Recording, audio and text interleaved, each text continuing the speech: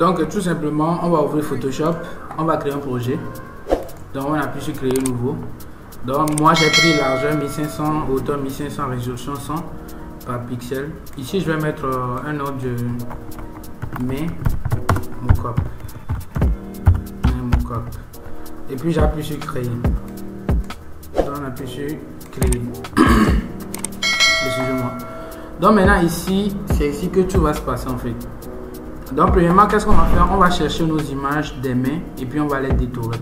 Donc ici, je vais aller dans mon dossier. Donc à la fin, dans la description, veuillez checker dans la description, vous allez trouver les images à utiliser. Et voilà. Donc je vais chercher mes images. Donc j'ai ça, je sélectionne. Je vais sélectionner le second aussi avec ça.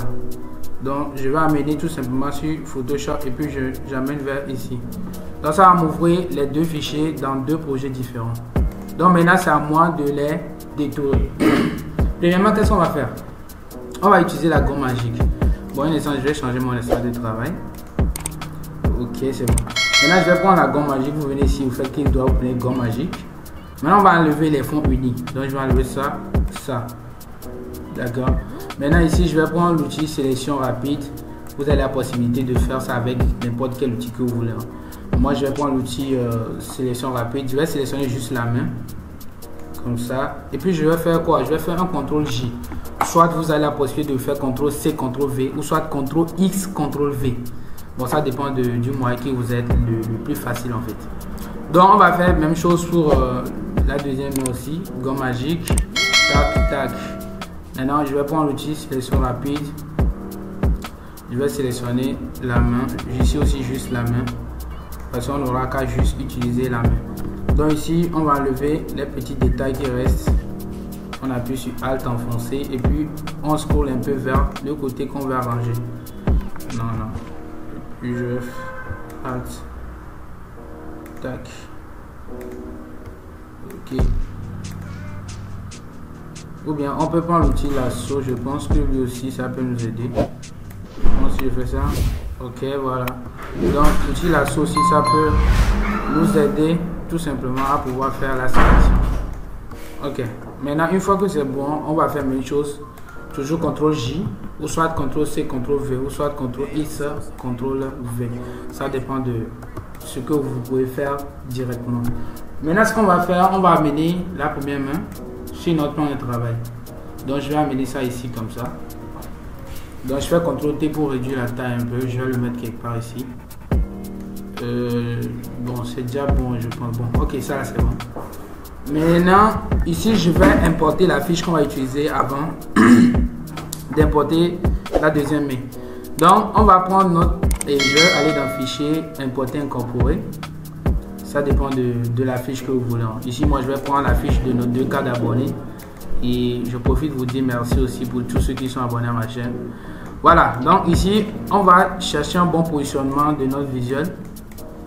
Comme ça, je pense que c'est bon. Je vais essayer de pencher un tout petit peu pour donner un peu plus de classe. Voilà. Donc, une fois que c'est ici, c'est bon.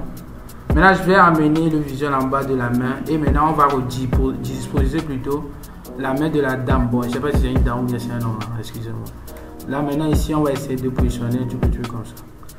Donc ça là déjà ça donne l'impression comme si la personne avait tenu le truc en main. Maintenant c'est pas fini. Pour rendre un peu plus réaliste le truc, on doit ajouter les ombres. Vous avez la possibilité de traiter l'image aussi, genre l'image de la dame. Pourquoi je dis la dame en fait? Genre vous pouvez retoucher un peu la photo, d'accord? Maintenant ici premièrement ce qu'on va faire, on va rajouter les ombres d'abord. Donc je vais me positionner sur la fiche. Je vais créer un nouveau calque ici. Je vais prendre mon outil pinceau.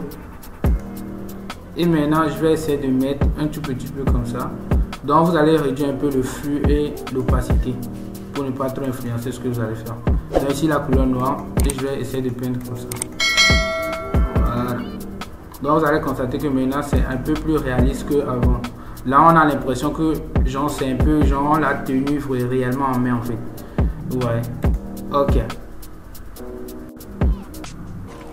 Donc maintenant on va faire la même chose pour la deuxième main. Donc on va importer la deuxième main sur notre plan de travail. Donc maintenant par contre ici on va essayer de pivoter un peu. Donc on va faire CTRL T pour activer la transformation. Maintenant on va réduire un peu la taille Donc je vais essayer de pivoter un tout petit peu la main. Et maintenant qu'est-ce que je vais faire? Je vais faire une transition, je vais faire un axe horizontal. Bon, ok, donc ça va rester comme ça, je pense. Juste on va pivoter un tout petit peu. Je fais ça. Voilà, donc maintenant on va essayer de le mettre quelque part ici. Voilà, je vais pivoter encore un tout petit peu. Maintenant ici, on va essayer de voir à peu près aussi comment ça va se positionner. Voilà, je pense que c'est bon. Ok. Maintenant, pratiquement la même chose. On va ajouter les ombres aussi.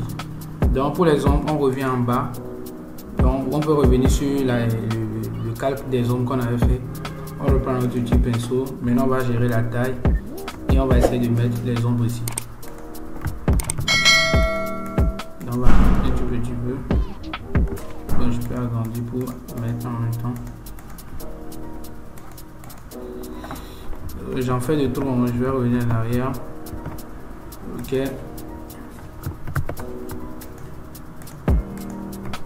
Ok, maintenant je vais réduire un peu la taille et l'opacité plutôt. Donc je vais revenir ici, je vais essayer d'ajouter un petit peu du coup aussi. Voilà. Je vais créer un masse de fusion pour essayer d'enlever les parties qui ne m'intéressent pas ici. Donc, je vais faire ça.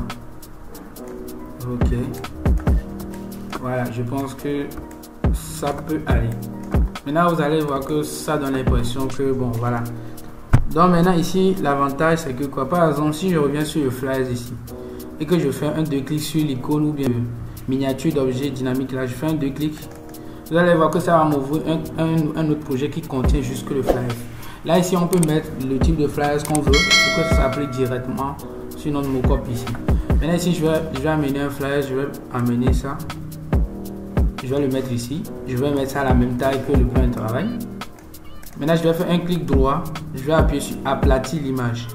Donc, je vais faire aplatir l'image. Et maintenant, je fais un CTRL S. Je fais appuyer sur OK. Maintenant, je reviens sur Main Mockup. Vous allez voir qu'automatiquement, ça applique notre flyers sans toucher quelque chose en fait. Ouais.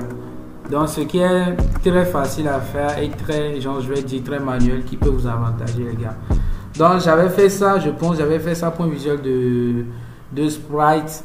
Oui. Voilà. Donc les gars. Donc vous avez la possibilité de faire tout ce que vous voulez. Par exemple pour la main, si vous voulez retoucher l'image, vous avez la possibilité de le faire. Tranquille. Donc après ça, on peut exporter et tout. Maintenant, ici aussi encore une deuxième fois, je vais vous montrer comment on peut exporter d'une manière pour pouvoir envoyer en HD. Ici, qu'est-ce que je vais faire? Je vais essayer d'aplatir. Je vais faire CTRL SHIFT ALT E. Donc ça va me créer un calque qui est déjà aplati en haut. Donc ici, je peux faire clic droit, convertir en image dynamique. Là, vous avez la possibilité d'ajouter des filtres caméra raw par exemple. On va aller dans caméra raw, vous allez voir ce qu'on peut ajouter comme réglage. Donc ici, vous avez la possibilité de régler le contraste, de faire tout ce que vous voulez, hein, comme la clarté, d'ajouter des effets de grain. Voilà. Donc une fois que vous avez terminé, ça dépend de vous. Hein. Ici, ça dépend largement de ce que vous voulez faire. Voilà. Maintenant, on va exporter. On va faire fichier. Exportation enregistrée pour le web. Donc, exportation enregistrée pour le web. Ok. Maintenant, ici, au niveau de là où c'est écrit 100, je vais mettre par exemple là-bas, je vais mettre 250. Donc, je mets 250 en fonction de mon plan de travail. Vous allez voir que 250 déjà de base, ça change ma taille de mon flyer à 3750. C'est assez large. Je vais mettre par exemple à 200. Donc, ce qui fait 3000, c'est ce qui est déjà bon pour un flyer qui peut être plutôt envoyé en HD. Voilà. Donc ici, je vais appuyer sur enregistrer. Sur PC, je cherche l'emplacement de mon fichier et puis j'enregistre. Donc voilà comment vous pouvez exporter vos fichiers pour pouvoir envoyer en HD via WhatsApp et tout. Donc voilà ce qu'on vient de faire les gars. Vous pouvez pousser vos curiosités et faire plus que ça. Sur ce, on se retrouve pour une nouvelle vidéo. Ciao ciao.